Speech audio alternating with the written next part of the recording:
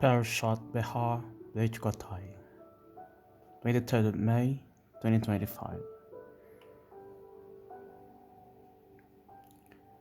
Theme: Hold your God in awe.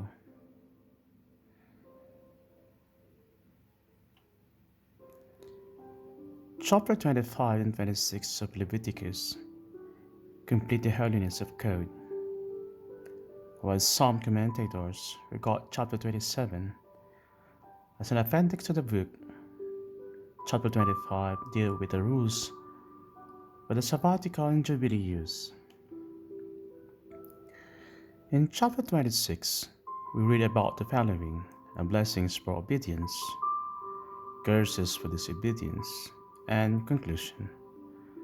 I note that blessings for obedience cover 10 verses, while curses for disobedience cover 31 verses. The purpose of the above is ensuring obedience to God. It seems as if fear was still what motivated the people of God. According to the above, it is important to note that yirah means fear, reverence, and awe. And yet we know that in spite of this, they stray many times, as do we. Do all these rules help us? Maybe. That was the purpose behind the lawyer's question to Jesus. If it weren't, then we are the gainers, and maybe he was converted.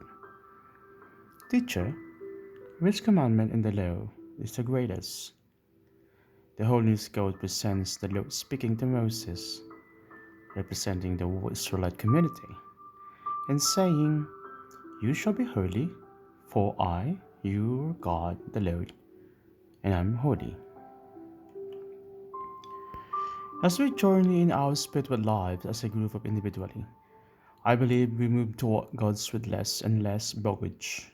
Love drives our lives in our form or another. We see God in all people, in all creation, and we are inspired by the words of Julian of Norwich. Everything is being through the love of God. In verses 44 and 45, the Lord God shows love and fidelity toward His chosen people. Yet for all that when they are in the land of their enemies, I will not spurn them, or abhor them so I destroy them utterly and break my covenant with them. For I am the Lord their God, but I will remember in their favor the covenant with the ancestors, whom I brought out of the land of Egypt, in the sight of the nations to be their God. I am the Lord.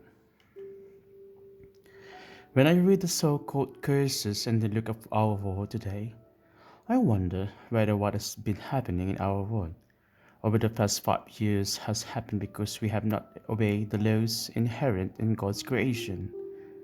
Nature is rebelling against us in the form of COVID, floods, unproductive land, excessive heat, desertification, and wars.